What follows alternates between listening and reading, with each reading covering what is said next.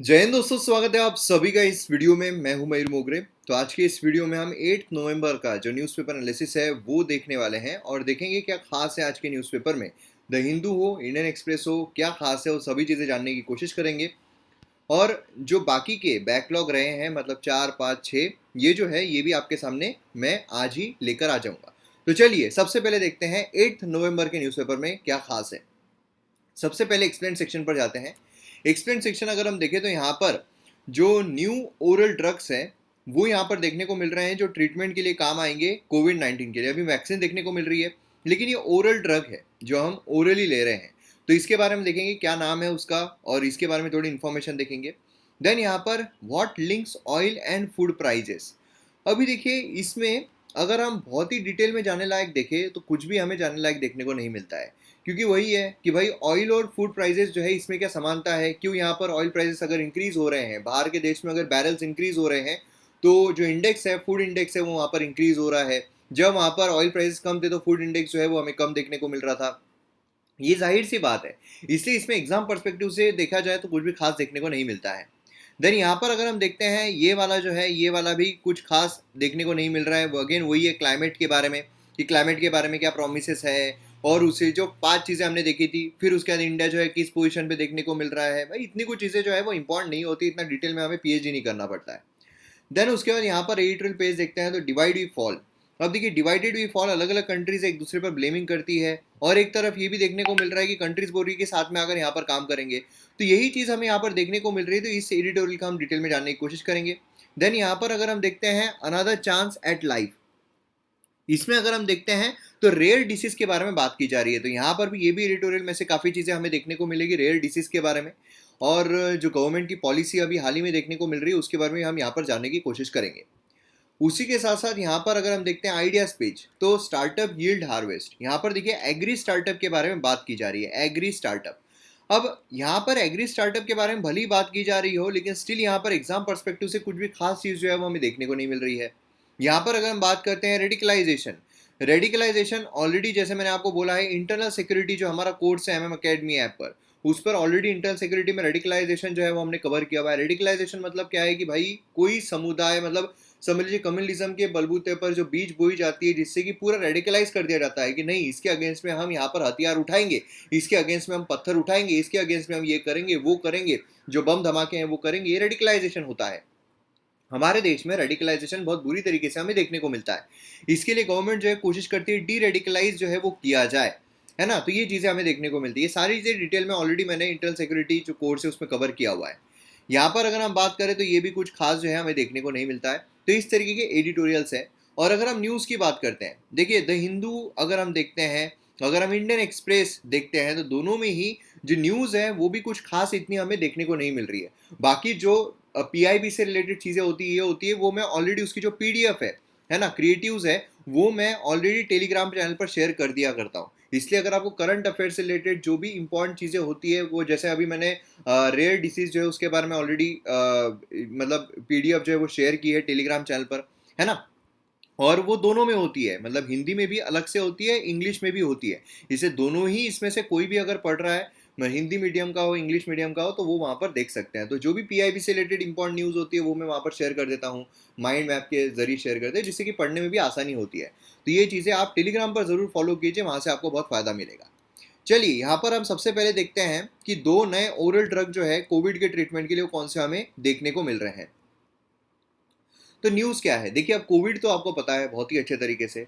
अब इसकी वैक्सीन जो है जो दी जाती है, वैक्सीन मतलब क्या होता है, देखिए अलग अलग तरीके का होता है।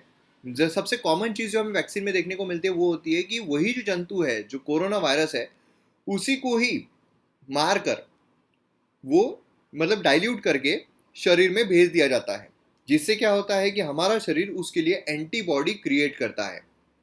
सोचिए हमारा शरीर इतने पुराने टाइम पे बनाया गया। हो सकता है कि आपका जन्म 2000 में हुआ, हो सकता है आपका जन्म 1995 में हुआ, हो सकता है आपका जन्म जो है वो 1990 में हुआ, हो सकता है आपका जन्म 1985 में हुआ हो सकता है आपका जन्म जो है वो 1960 में हुआ हो सकता है उससे पहले भी हुआ हो। लेकिन इतना पुराना शरीर रहने के बावजूद, इतना पुराना शरीर रहने के बावजूद, जब हमें पता भी नहीं है कि भाई 100 साल के बाद क्या आपदा आएगी, 200 साल के बाद क्या आपदा आएगी, लेकिन फिर भी हमारा शरीर जो है अगर उस चीज़ के लिए एंटीबॉडी क्रिएट करता है, है ना। मतलब जो कंप्यूटर होता है, नया वायरस आ गया तो कंप्यूटर वो उसके लिए कोई एंटीवायरस उसके पास अवेलेबल नहीं होता है। लेकिन हमारा शरीर देखो कि उसके पास एंटीबॉडीज जो है बनना तैयार हो जाते हैं। मतलब सोचिए शरीर जो है कितना परफेक्ट है। और इतने परफेक्ट शरीर को अगर हम बोले कि नहीं हम तो इम्परफेक्ट है, उसके लिए अगर हम डिप्रेस्ड होते रहे, जो एक्सटर्नल चीज़ें हैं उसकी वजह से अगर हम डिप्रेस होते रहे, एक्सटर्नल फैक्टर्स की वजह से अगर हम हमारी पढ़ाई पूरी नहीं कर पाए, हमारे ड्रीम्स पूरे नहीं कर पाए, सोचिए फिर वो कितना इम्परफेक्शन होगा। तो इसलिए आप बिल्कुल परफेक्ट हो। सिर्फ आपको ज़रूरत है वो जो परफेक्शन है उसको सही डायरेक्शन देने की। तो सही डायरेक्शन देना ही आपका काम होता है। अब यहाँ पर अगर आप देखोगे तो जो वैक्सीन है उसी में उसकी ये दे देते हैं जिससे कि एंटीबॉडीज जो है वो क्रिएट हो जाती है। एंटीबॉडीज भाई मतलब एंटीबॉडीज मतलब कि हमारी पर्सनल आर्मी है जो उससे लड़ती है फिर जब ओरिजिनल कोरोना वायरस एंटर करने की कोशिश करे, अपने आप हमारा शरीर जो है वो उससे लड़ना शुरू कर देगा। अब जो एंटीबायोटिक्स होते हैं, जो हम नॉर्मल हमारे सर्दी बुखार वायरल इन्फेक्शन के जो एंटीबायोटिक लेते हैं, एंटीबायोटिक हम इंजेक्शन के थ्रू भी ले सकते हैं, लेकिन हम क्या कहते हैं टैबलेट के थ्रू भी लेते हैं, ओरल भी लेते हैं। तो यहाँ पर क्या है, ये जो कोविड है उसके लिए भी यहाँ पर ओरल ड्रग जो है वो देखने को मिल रहा है। मतलब बेसिकली यूके ड्रग रेगुलेटर जो है उसने अप्रूव किया है first oral antiviral for treatment of कोविड-19। ठीक है, इसको नाम दिया गया है मोल्यूपायरावीर। ठीक है, डेवलप किया गया है मेर्क एंड रिच बैग के द्वारा। तो ये भी चीज़ काफ़ी इंपॉर्टेंट है। मतलब आपको आ सकता है कि ये जो है न्यूज़ में चल रहा है क्या है। दूसरा आपको ये भी आ सकता है कि भाई पैक्सलोविड ये भी न्यूज़ में चल रहा है, ये क्या है। तो ये मलेरिया के लिए एंटीबायोटिक है, क्योंकि मलेरिया के भी लिए भी वैक्सीन के बारे में बात हो रही है ना, तो वो है, या कोविड के लिए। तो ऐसे क्वेश्चन जो है आपको अराइज हो सकते हैं प्रीलिम्स में। ये ऑथराइज किया गया है लोगों के इस्तेमाल के लिए जिनको माइल्ड टू मॉडरेट कोविड-19 सिम्टम्स जो है देखने को मिलते हैं। एटलीस्ट एक रिस्क फैक्टर है सीवियर इलनेस डेवलप होने के लिए, तो ये इसके लिए यहाँ पर दिया जाता है। जेन फिजर जो है उसने यहाँ पर अनाउंस किया है ट्रायल रिजल्ट कोविड-19 ओरल एंटीवायरल कैंडिडेट के लिए, जो कि है पैक्सलोविड। इंडिया में इस ये ट्रायल चल रहा है इसका, और इस जल्दी जो निर्णय है वो हमें देखने को मिलेगा। तो उससे क्या होगा कि भाई मतलब ये आ जाएगा। अभी जैसे अगर आप देखोगे अभी एट प्रेजेंट जो ओरल यहाँ पर दिया जा रहा था SCQ, है ना, हाइड्रोक्लोरोक्विनिन, तो ये सारे जो ड्रग्स है वो अभी हमें देखने को मिल रहे थे। तो ये चीज़ जो है यहाँ पर आपको पता है, मतलब बेसिकली यहाँ पर एग्जाम परस्पेक्टिव से जो इंपॉर्टेंट है सिर्फ नाम है। ठीक है, तो ये दोनों नाम आपको पता रहने चाहिए। अब यहाँ पर अगर हम देखते हैं थोड़ा डिटेल में, अगर यूपीएससी चला जाता है भावना में बह जाता है, थोड़ा इसके बारे में डिटेल पूछ सकते हैं कि मोल्न्यूपायरावीर जो है ये कोविड के लिए ओरल ड्रग की तरह इसको अप्रूवल दिया गया है, तो इसके बारे में कुछ स्टेटमेंट दिए गए, करेक्ट स्टेटमेंट बताओ, है ना। तो यहाँ पर अगर आप देखोगे इंटरफेयर करता है, ये इंटरफेयर करता है काय के लिए, जो सार्क को है उसके रेप्लिकेशन, मतलब रेप्लिकेशन जो है, जैसे सार्क को 2 क्या करता है अपने आप को रेप्लिकेट करता है ना। तो वो यहाँ पर रेप्लिकेशन जो है उसको रोक देता है, जिससे क्या है सिवियरिटी जो है डिसीज की वो यहाँ पर नहीं होती है। ये डेवलप किया गया इनिशियली इन्फ्लुएंजा को ट्रीट करने के लिए, और अब रिप्रोड्यूस किया जा रहा है कोविड पेशेंट्स को ट्रीट करने के लिए। तो डायरेक्टली कोविड पेशेंट के लिए ही लाया गया, ऐसा अगर स्टेटमेंट आता है तो ये गलत रहेगा। पहले इन्फ्लुएंजा के लिए ट्रीट करने के लिए लाया गया था, देन उसको रिप्रोड्यूस किया गया है कोविड पेशेंट्स को ट्रीट करने के लिए। क्लियर है। चलिए यहाँ पर नेक्स्ट इस पर आते हैं, divided we fall. Divided we fall, ये तो हमें पता ही है भाई, divided we fall united we stand. लेकिन ये किस चीज़ के लिए इस्तेमाल हो रहा है, यहाँ पर देखिए हमें देखने को मिल रहा है कि ग्रेटर ग्लोबल कोऑपरेशन जो है उसकी हमें यहाँ पर ज़रूरत है, ऐसा यहाँ पर कॉन्टेक्स्ट में हमें देखने को मिलता है।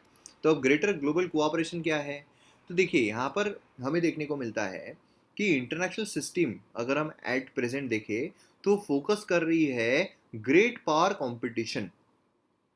एक तरफ अगर हम देखें तो हमें यूएसए देखने को मिलता है, एक तरफ अगर हम देखें चाइना देखने को मिलता है, एक तरफ अगर हम देखें इंडिया देखने को मिलता है, एक तरफ अगर हम देखें रशिया देखने को मिलता है ना। बाकी तो खैर बाकी कंट्रीज जो है वो तो हमें देखने को मिल ही रही है, लेकिन ये जो मेन कंट्रीज है यहाँ पर क्या हो रहा है, वाद विवाद जो है वो देखने को मिल रहा है, बेसिक कंपटीशन जो है वो देखने को मिल रही है। यूएसए और चाइना में अगर हम देखें तो खासकर बड़ी कंपटीशन जो है वो निकल कर आ रही है, जहाँ पर राइवलरी चल रही है कि यूएसए बोल रहा है कि नहीं हम इसका चाइना का ये नहीं होने देंगे, चाइना बोल रहा है यूएसए के जो दिन है अब चले गए, अब हमारा दौर आ गया है ना। मतलब यहाँ पर बेसिकली क्या है कि जो वो है खन्ना है वो अब गए, अब अमिताभ बच्चन जो है उनका यहाँ पर दौर आ गया, इस तरीके से चीज़ें जो है वो हमें यहाँ पर देखने को मिल रही है।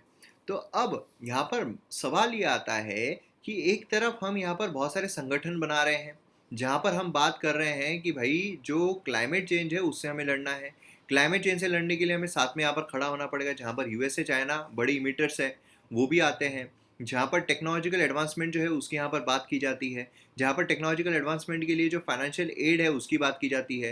लेकिन दूसरी तरफ हम यहाँ पर जो ट्रेडिंग है उसको रोक भी रहे हैं, हम जो ट्रेड यहाँ पर हो रहा है उसको ख़त्म करने की कोशिश कर रहे हैं। तो यहाँ पर कैसी चीज़ें हो पाएगी, क्या करना चाहिए, मतलब क्या है, इंटरनेशनल सिस्टम जो है एक यहाँ पर नया era of great power competition आ रहा है। असर्टिव चाइना ये यहाँ पर रीफैशन कर रहा है इंटरनेशनल ऑर्डर को, और ग्रेटर रीजनल हेजिमोनी जो है वो यहाँ पर एक्सरसाइज कर रहा है। यूनाइटेड स्टेट्स, दी यूनाइटेड स्टेट्स ही नहीं, दी यूनाइटेड स्टेट्स इन टर्न यहाँ पर चाइना के जो प्रिविलेज है जो मिल रहे हैं उसको डिनाई करता जा रहा है। देन उसके बाद यहाँ पर जो ग्रेटर पावर कंपटीशन है उस पर रिस्क हमें किस तरीके से देखने को मिल रही है। पहला तो यह है ग्लोबल इकोनॉमिक इंटरडिपेंडेंस हमें देखने को मिल रहा है। भाई क्या हो रहा है, वैश्विक आर्थिक जो इंटरडिपेंडेंस है, एक दूसरे पर जो डिपेंडेंस है वो यहाँ पर इंक्रीज होती जा रही है। ग्लोबल ट्रेड जो है वो रिबाउंड हो रहा है प्री पैंडेमिक लेवल पर, मतलब कंट्रीज जो उनके बीच में जो ट्रेड है वो वहाँ पर क्या होना चाहिए, इंक्रीज होना चाहिए, बहुत ही सटीक तरीके से, ज़बरदस्त तरीके से यहाँ पर इंक्रीज जो है वो हमें देखने को मिलना चाहिए। अमेरिकन फाइनेंशियल सेक्टर जो है वो अभी भी चाइना जो है उस पर गिव अप कर रहा है या नहीं कर रहा है, कि भाई नहीं ऐसा नहीं हो सकता है। हाँ, चाइना अगर हम देखें, चाइना के साथ अगर हमें ट्रेड करना है तो भाई ये होना ही चाहिए, जो ट्रेड डेफिसिट है वो वहाँ पर डिक्रीज होना ही चाहिए। क्योंकि क्या हो रहा है, चाइना के साथ यूएसए का ट्रेड डेफिसिट काफ़ी ज़्यादा है। चाइना जो है वो ज़्यादा एक्सपोर्ट करता है as compare to import. USA चाहता है कि भाई वो इम्पोर्ट भी करे। लॉजिक जो इंटरडिपेंडेंस का वो अब सीवियर आइडियोलॉजिकल स्ट्रेस में आ चुका है कि भाई ये बड़ा मैं बड़ा, ये इस तरीके से देखने को मिल रहा है। दूसरा डायनेमिक देखते हैं तो वो आता है यहाँ पर कंपटीशन जो है, कॉमन चैलेंजेस क्लाइमेट चेंज, इसको भी हमें टैकल करना है। एक तो कंपटीशन हो रही है, लेकिन कंपटीशन के आड़ में हम यहाँ पर जो मेजर हमारा कॉमन मुद्दा है क्लाइमेट चेंज का उसको भी नहीं खोना है। Lord of global institutional infrastructure जो है क्रिएट किया जा रहा है ग्रेटर कोऑपरेशन के लिए, कि भाई हम ये करेंगे, हम वो करेंगे, हम साथ में ये है, हम भाई भाई है। शिफ्ट जो है क्लाइमेट चेंज में वो टेक्नोलॉजिकल कंपटीशन को भी यहाँ पर इंटेंसिफाई कर रहा है। नेशनल इकोनॉमिक सुप्रीमेसी जो है यहाँ पर कंट्री स्थापित करने की कोशिश कर रहे हैं रैदर दैन ग्लोबल प्रॉब्लम को सॉल्व करने के। तो ये चीज़ें जो है वो हमें यहाँ पर देखने को मिल रही है। तो कंक्लूजन में हम क्या बोल सकते हैं, रियल चॉइस जो है फॉर द वर्ल्ड कि वो चाइना एंड यूनाइटेड स्टेट्स में से कौन बड़ा है। जैसे वो रणवीर सिंह, अगर आपने सूर्यवंशी पिक्चर देखी है उसमें वो रणवीर सिंह बोलता है ना, किसका बड़ा है एंट्री, ये मैटर नहीं करता है, पहले चलो नहीं तो वही नहीं फट जाएंगी। तो वो यहाँ पर हमें देखने को मिलता है कि भाई चाइना यूएसए कौन बड़ा है मैटर नहीं करता है, अगर नहीं गए तो पूरा सृष्टि जो है वो फट जाएगी, क्योंकि क्लाइमेट चेंज इतना बुरी तरीके से हो रहा है ना। तो ये होना चाहिए, ग्लोबल प्रॉब्लम सॉल्विंग होना चाहिए रैदर दैन कि नेशनल सुप्रीमेसी को हम प्रिजर्व करते बैठे कि भाई नहीं मैं बड़ा हूँ, मैं श्रेष्ठ हूँ, ये नहीं होना चाहिए। ग्लोबल प्रॉब्लम जो है उसको सॉल्व हमें करना पड़ेगा। इसलिए इसको करने के लिए कंट्रीज जो है उनको यहाँ पर कोलैबोरेटिव तरीके से काम करना बहुत ज़रूरी है। इसके लिए देशों को सहयोगी होने की आवश्यकता होगी, तभी जाकर यहाँ पर काम हो सकता है। क्लियर है? चलिए नेक्स्ट इस पर आते हैं, another chance at life. What is this mean, another chance at life? Background अगर हम देखें तो हमें ये देखने को मिलता है कि जो हेमेटोलॉजिकल डिसीजेस है उसका बर्डन काफ़ी बढ़ चुका है, काफ़ी ज़्यादा। ठीक है, हेमेटोलॉजिकल डिसीज मतलब क्या, ये क्या है, डिसऑर्डर जो ब्लड से रिलेटेड हो, ब्लड फॉर्मिंग ऑर्गन से रिलेटेड हो, भले वो हार्ट ये सब जो होते हैं उससे रिलेटेड हो, जिसमें रेयर जेनेटिक डिसऑर्डर आते हैं, एनीमिया आता है, कंडीशन जो एचआईवी से रिलेटेड है वो आती है, सिकल सेल डिसीज जो है वो हमें देखने को मिलते हैं। तो ये सभी यहाँ पर हेमेटोलॉजिकल डिसीजेस में आते हैं। तो आपको प्रीलिम्स में क्वेश्चन ऐसा आ सकता है कि हेमेटोलॉजिकल डिसीजेस में कौन कौन से नीचे दिए गए में से आते हैं। तो अब आपको ये पता रहना चाहिए कि भाई ब्लड से रिलेटेड जो है वो इसमें इंक्लूडेड होते हैं। अब इसमें किडनी के बारे में अगर कोई आ जाए, किडनी फेलियर आ जाए, है ना, इसमें समझ लीजिए कि आँखों का कोई इशू आ जाए, कार्डियक डिसीज़ आ जाए, इसमें समझ लीजिए ब्रेन से रिलेटेड कोई इशू आता है। तो ऐसे जो है वो आपको सही तरीके से पता रहना चाहिए, डिस्टिंग्विश करना कि कौन से हेमेटोलॉजिकल डिसीजेस हैं एंड कौन से नहीं हैं। अभी देखिए यहाँ पर बात हो रही है बेसिकली रेयर डिसीजेस की। हर साल 10,000 चिल्ड्रन जो है वो थैलेसीमिया इससे यहाँ पर बॉर्न हो रहे हैं। 7,000 केसेस जो है वो एप्लेस्टिक एनीमिया जो है वो केसेस हमें देखने को मिल रहे हैं। अब कौन कौन से केसेस यहाँ पर चीज़ें हैं जो हमें यहाँ पर हेल्प कर सकती है। तो जो हेमेटोलॉजिकल डिसीजेस है उसकी जो अवेयरनेस है उसको ग्रो करना बहुत ज़रूरी है, क्योंकि अगर लोगों को पता ही नहीं है तो जिस बारे में लोगों को पता ही नहीं उसका सोल्यूशन निकल सकता है क्या? नहीं, लोगों को पहले पता रहना चाहिए समस्या। समस्या निकलेगी तो उसका निवारण जो है वो निकलेगा। जो एडवांस ट्रीटमेंट है उसको एक्सेस जो है वो भी यहाँ पर मिलना बहुत ज़रूरी है। ब्लड स्टेम सेल ट्रांसप्लांट जो है वो काफ़ी इंपॉर्टेंट रोल यहाँ पर प्ले कर सकता है, तो ये चीज़ें काफ़ी इंपॉर्टेंट हो जाती है। अब इंडिया के संदर्भ में अगर हम देखें ब्लड स्टेम सेल डोनेशन के बारे में, अगर हम देखें इंडिया स्टेम सेल डोनेशन जो है सिर्फ अबाउट 0.04% हमें देखने को मिलती है। ब्लड स्टेम सेल डोनेशन आज अगर हम देखें तो वेरी फ्यू क्यूरेटिव ऑप्शन जो है to treat and to manage some form of blood cancer and blood disorder, ये हमें देखने को मिलता है, जिसमें थैलेसीमिया बोलिए, सिकल सेल डिसीजेस बोलिए, एप्लास्टिक एनीमिया बोलिए, यही यहाँ पर हमें देखने को मिलते हैं। अब यहाँ पर अगर हम देखें जो सिबलिंग्स होते हैं, जैसे सिबलिंग है, भाई बहन है, ठीक है, भाई बहन है। अब भाई बहनों में हमें ये पता होता है कि हाँ भाई हमारे जो ब्लड ग्रुप है वो मैच करेंगे, हमारे जो मतलब जो ऑर्गन्स है वो यहाँ पर मैच कर जाएंगे। तो मतलब क्या है, डोनेशन अगर देना है तो यहाँ पर हो जाएगा कि भाई को ज़रूरत है तो बहन दे देगी, बहन को ज़रूरत है तो भाई दे देगा, ये यहाँ पर हो जाएगा। लेकिन अगर हम कॉम्बिनेशन देखते हैं सिबलिंग्स के भी, सिर्फ 25% जो है वो यहाँ पर चांस है कि परफेक्ट मैच मिले। मतलब ज़रूरी नहीं कि भाई बहन है तो उनका परफेक्ट मैच यहाँ पर ऑर्गन का मिल ही जाएगा। समझ रहे हो? तो अब यहाँ पर इसके लिए इंडिया में क्या हमें देखने को मिलता है, इंडिया ने इंट्रोड्यूस किया national policy for rare disease 2021। इसलिए रेयर डिसीज के बारे में इंफॉर्मेशन बहुत ज़रूरी हो जाती है, और इसी वजह से टेलीग्राम चैनल पर मैंने रेयर डिसीज के बारे में हिंदी और इंग्लिश दोनों वहाँ पर देखने को मिलेंगे। आपको क्या करना है, मयूर मोगरे आपको सर्च करना है और वहाँ पर फॉलो करना है। वहाँ पर आपको देखने को मिलेगा रेयर डिसीज के बारे में अच्छा खासा जो इन्फोग्राफिक मतलब पिक्चराइजेशन वो सब के जरिए आपको देखने को मिलेगा, पीडीएफ, मज़ा आ जाएगा आपको। तो वो आप इसलिए फॉलो ज़रूर कीजिए। जो यहाँ पर एम करता है कि जो कॉस्ट ऑफ ट्रीटमेंट है रेयर डिसीजेस की उसको यहाँ पर लोअर किया जाए। डिसीज जो है उसको कंसिडर किया जाता है रेयर डब्ल्यूएचओ के द्वारा जब वो 1 in 1000 लोगों को अफेक्ट करता है या उससे भी कम लोगों को वो अफेक्ट करता है। अब देखिए डेफिनेशन जो है वो चेंज होती रहती है कंट्री टू कंट्री।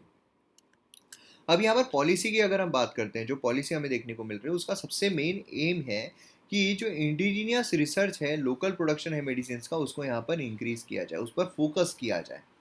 ठीक है, यहाँ पर कॉस्ट जो है ट्रीटमेंट की रेयर डिसीजेस के उसको यहाँ पर क्या किया जाए, लोअर किया जाए, कम किया जाए cost of treatment. Screen and detect rare diseases early stage पर ही, जिससे कि क्या होता है, रेयर डिसीजेस जो होते हैं अगर वो अर्ली स्टेज पर ना पता चले तो वो खतरनाक साबित हो सकते हैं, है ना। तो यहाँ पर क्या होगा, प्रिवेंशन जो है वो हम यहाँ पर कर सकते हैं। अगर प्रारंभिक अवस्था में ही दुर्लभ बीमारियां जो है उनकी अगर जांच हो जाए, पता लगाया जाए, तो उनको रोका जरूर जा सकता है, रोकने में मदद जो है वो जरूर मिल सकती है। तो इसका एम है। मेजर प्रोविजंस अगर हम यहाँ पर देखते हैं तो सबसे पहले है कैटेगराइजेशन। इसको कैटेगरी में बांटा गया है, group A, group 2 and group 3। Group 1 अगर हम देखते हैं तो डिसऑर्डर जो वन टाइम क्यूरेटिव ट्रीटमेंट से यहाँ पर अवेलेबल हो जाते हैं, एक बार के उपचारात्मक उपचार के लिए उत्तरदायी विकार हमें देखने को मिलता है। ग्रुप 2 अगर हम देखते हैं जिनको long term life long treatment की जरूरत पड़ती है। ग्रुप 3 अगर हम देखते हैं डिसीजेस डेफिनेटिव ट्रीटमेंट इसकी अवेलेबल है, लेकिन फिर भी जो डेफिनेटिव ट्रीटमेंट है वो नहीं दी जा पा रही है काफ़ी चैलेंजेस की वजह से। एक तो हाई कॉस्ट है, लाइफ लॉन्ग थेरापी है, तो बहुत सारे लोग इसको ऑप्ट कर सकते हैं, बहुत सारे लोग इसको ऑप्ट नहीं कर सकते हैं। तो ये प्रॉब्लम, ये समस्याएं हमें देखने को मिलती है। देन उसके बाद फाइनेंशियल सपोर्ट अगर हम देखते हैं, ग्रुप 1 को 20 लाख तक का फाइनेंशियल सपोर्ट जो है अंडर अम्ब्रेला स्कीम ऑफ राष्ट्रीय आरोग्य निधि इसके तहत देखने को मिल रहा है।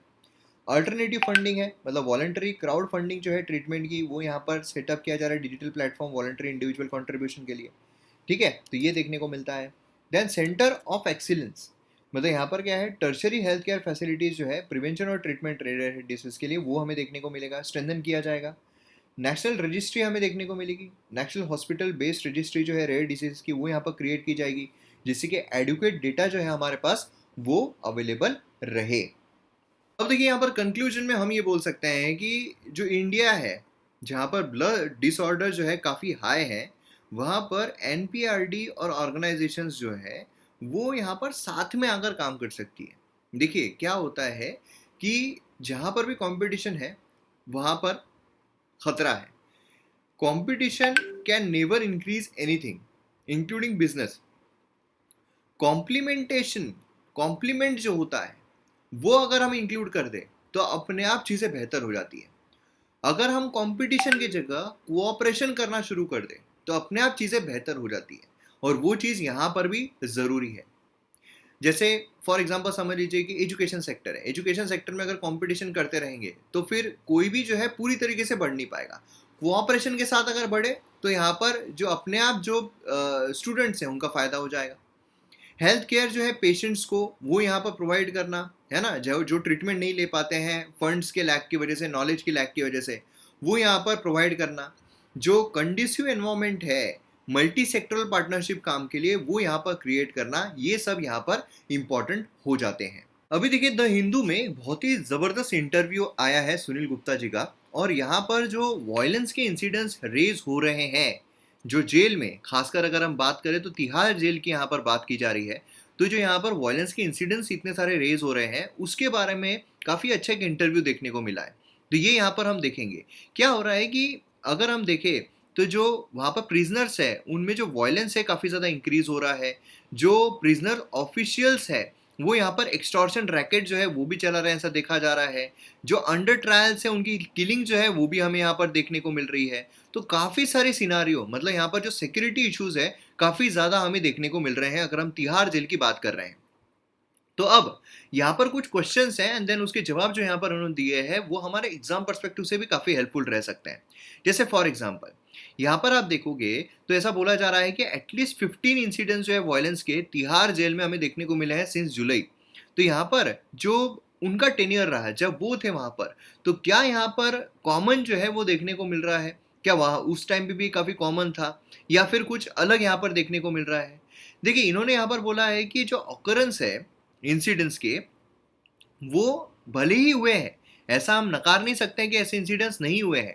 मतलब यहाँ पर अगर आप देखोगे जो फाइट्स होते हैं जो यहाँ पर जेल में है इमेट्स, उनकी अगर फाइट्स हम देखें तो काफ़ी कॉमन होती है।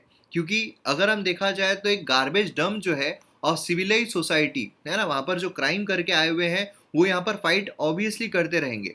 उसी के साथ साथ अगर हम देखें तो यहाँ पर जो माल प्रैक्टिसेस है वो भी काफ़ी ज़्यादा हमें देखने को मिलती है ना। लेकिन यहाँ पर जो रिसेंट टाइम में देखा जाए तो काफ़ी ज़्यादा यहाँ पर बढ़ता हुआ हमें देखने को मिल रहा है वायलेंस। यहाँ पर अगर आप देखोगे तो दूसरा क्वेश्चन यही है कि इतना इतना ज़्यादा क्यों यहाँ पर बढ़ रहा है? क्या पर्टिकुलर रीज़न है कि राइवलरी यहाँ पर हमें देखने को मिल रही है? तो देखिए यहाँ पर अगर आप देखोगे तो दिल्ली बेस्ड गैंगस्टर जो है वो यहाँ पर काफ़ी ज़्यादा इंक्रीज हो गए, उनका प्रेजेंस इंक्रीज हो गया है, जिसकी वजह से वायलेंस इंक्रीज हो गया, ऐसा हम यहाँ पर बोल सकते हैं। राइवल गैंग जो होती है उनको अगर सेम सेल में रखा जाता है, अगर सेम जगहों पर सेम सेल में अगर रखा जाता है राइवल गैंग को, तो भी यहाँ पर जो चांसेस है यहाँ पर काफ़ी ज़्यादा इंक्रीज हो जाते हैं, है ना। अगर सेम इसमें है तो भाई दूसरा एक आ गया, चलो मारो इसको, इसको तो मारने के लिए हम अंदर आए थे तो भाई अब इसको मारो, ऐसा यहाँ पर हमें देखने को मिलता है। ये जो वायलेंस है ये लैक ऑफ अनआइडेंटिफिकेशन की वजह से भी हमें देखने को मिलता है कि यहाँ पर पता नहीं चलता है कि भाई ये कौन से गैंग का था, ये इस गैंग का है, ये उस गैंग का है, तो अलग अलग रखो, ये अगर पता ही नहीं चले तो फिर ये रिजॉल्व नहीं हो पाएगा। उसी के साथ साथ यहाँ पर स्मगलिंग जो है, क्योंकि देखिए क्या है, मारने के लिए हमें जो नाइफ्स है, ब्लेड्स है, अदर शार्प वेपन्स है, ये सब देखने को मिलते हैं, तो क्या इनकी स्मगलिंग भी यहाँ पर होती है? तो ये जो आइटम्स है ये इजीली स्मगल्ड जो है वो किए जा सकते हैं प्रिजन में। मोस्ट ऑफ द वेपन अगर आप देखोगे तो ये अंदर से ही लिए जाते हैं। जैसे कि अगर आप देखो तो फैन जो होते हैं इनसाइड, फैन जो होते हैं अंदर, उनके यहाँ पर तोड़ दिए जाते हैं, है ना। टेलीविजन यहाँ पर जो होता है उसके इंटरनल पार्ट जो है वो यहाँ पर ले लिए जाते हैं। जो स्टील प्लेट्स यहाँ पर खाने के लिए दी जाती है फूड के लिए, वो यहाँ पर तोड़ी जाती है, उसके यहाँ पर लिए जाते हैं, उससे अटैक किया जाता है। सवाल ये भी आता है मोबाइल फ़ोन, मोबाइल फ़ोन जो है वो अंदर अलाउड नहीं होता है। इवन जो जैमर्स है वो लगाए जाते हैं जिससे कि अगर मोबाइल फ़ोन किसी के साथ भी जाए फिर भी वो फ़ोन ना कर पाए। तो यहाँ पर अगर आप देखो मोबाइल फ़ोन जो है वो अभी भी इस्तेमाल होते हैं, स्मगल किए जाते हैं तिहाड़ जेल में, ऐसा बोला जाता है। कैसे? तो यहाँ पर जो थ्रो किए जाते हैं वो बाउंड्री पर, मतलब तिहाड़ जेल अगर आप देखोगे उसकी जो वॉल है वहाँ पर काफ़ी रेसिडेंशियल एरिया है, क्लोज टू रेसिडेंशियल एरिया, तो वहाँ से कोई भी चीज़ फेंकी जाए तो सीधी वहाँ पर गिरती है, अंदर गिरती है, वहाँ से कोई भी उठा सकता है। तो यहाँ पर अगर आप देखोगे तो फेंकी जाती है एंड देन मोबाइल फ़ोन ले लेते हैं। अब वही अगर हम बात करें जैमर्स की, तो भाई जैमर जो है उसका सिग्नल ही बंद कर दिया जाता है, उसका क्लेवरली यहाँ पर पावर जो है पावर सप्लाई कट कर दिया जाता है। और बहुत सारे अगर हम जैमर देखें तो ओल्ड टेक्नोलॉजी के हमें देखने को मिलते हैं जहाँ पर 4G सिग्नल जो है वो कैच ही नहीं कर पाता है। तो इसलिए अगर कट डाउन नहीं भी किया जाए फिर भी वो यूज़ कर सकते हैं फ़ोन को। एंड उसी के साथ यहाँ पर गैंगस्टर जो है अगर हम देखें तो वहाँ पर अंदर मर्डर हमें देखने को मिलता है ना, सीबीआई की प्रोब वो सब चल रही है। अब जो मिसकंडक्ट है, मिसबिहेवियर है ना ऑफिशियल्स के साथ, वो कोई सरप्राइज के रूप में नहीं आता है, हमें देखने को मिलता रहता है कि भाई इसके साथ ये हुआ है, उसके साथ वो हुआ है। तो ये सारी जो का राइवलरी है वो यहाँ पर हमें अंदर भी देखने को मिलती है। निग्लिजेंस जो है काफ़ी इंपॉर्टेंट मैटर करता है कि भाई निग्लिजेंस यहाँ पर काफ़ी ज़्यादा हो जाता है। जो मिसमैनेजमेंट है यहाँ पर, ये कैसे हम यहाँ पर क्या बोल सकते हैं कि अंडर स्टाफ की वजह से हो रहा है। तो बिल्कुल एब्सोल्युटली जेल अगर आप देखोगे तो उनको काफ़ी लो प्रायोरिटी दी जाती है गवर्नमेंट की तरफ से कि हाँ भाई आप यहाँ पर हॉस्पिटल बांधोगे या स्कूल बांधोगे, लेकिन यहाँ पर जो कैदी है उनके लिए कुछ नहीं बांधने वाले हो, है ना। तो ये क्या हो रहा है, इनफ नहीं हो रही स्पेस प्रिजनर्स के लिए। अब यहाँ पर अगर आप देखोगे तो करंट इवेंट जो यहाँ पर हो रहे हैं, तो क्या ब्रेक करके जा सकते हैं? तो नहीं, यहाँ पर ब्रेक करके जाना, भागना जेल से काफ़ी मुश्किल होता है। क्योंकि अगर आप देखोगे तो तमिलनाडु स्पेशल पुलिस फोर्स जो है वो यहाँ पर प्रोटेक्ट कर रही है। बाकी पैरामिलिट्री फोर्सेस अगर हम देखते हैं, सेंट्रल रिजर्व पुलिस फोर्स देखते हैं, इंडो टिबेटन बॉर्डर पुलिस, तो वो सब यहाँ पर प्रोटेक्ट कर रहे हैं, तो भाग के जाना काफ़ी मुश्किल हो जाता है। अब यहाँ पर क्या किया जा सकता है? तो देखिए यहाँ पर बोला जा रहा है कि जो बिहेवियरल चेंज है, क्या उसको चेंज करने की ज़रूरत है। तो यहाँ पर बेसिकली क्या है कि जो इतने साल जो बिता लेते हैं तो काफ़ी फ्रस्ट्रेशन हो जाती है उनको, है ना। इसलिए प्रोविजन सबसे इंपॉर्टेंट है, प्रोविजन जो है यहाँ पर पेरोल का और फरलॉक का। देखिए यहाँ पर पेरोल के बारे में यूपीएससी में पूछा गया, है ना। फरलॉक के बारे में मैंने ऑलरेडी डिस्कस किया है आपके साथ। तो ये चीज़ें इंपॉर्टेंट हो जाती है कि भाई फरलॉक क्या है, पेरोल क्या है। फरलॉक मैटर ऑफ राइट होता है, पेरोल मैटर ऑफ राइट नहीं होता है। ऐसे क्वेश्चन जो है आपको एग्जाम में अक्सर पूछे जाते हैं, तो ये चीज़ काफ़ी इंपॉर्टेंट है। जुडिशरी जो है सुओ मोटो यहाँ पर कॉग्निजेंस क्या उन्हें नहीं लेना चाहिए जो भी तिहाड़ जेल में हो रहा है, तो बिल्कुल यहाँ पर लिया जाना है। सुप्रीम कोर्ट जो है उन्होंने यहाँ पर प्रिजनर रिफॉर्म की यहाँ पर ज़रूर बात की है, और यहाँ पर रिफॉर्म जो है वो होते रहने चाहिए, ऐसा भी यहाँ पर बोला जाए। तो काफ़ी कुछ एक्स्ट्रा इन्फॉर्मेशन और इंपॉर्टेंट इन्फॉर्मेशन हमें यहाँ पर इस सिनारियो से देखने को मिलती है। तो यहाँ पर हमारा वीडियो जो है वो खत्म होता है। वीडियो पसंद आया तो शेयर जरूर कीजिए। मिलते हैं अगले वीडियो में। जय हिंद।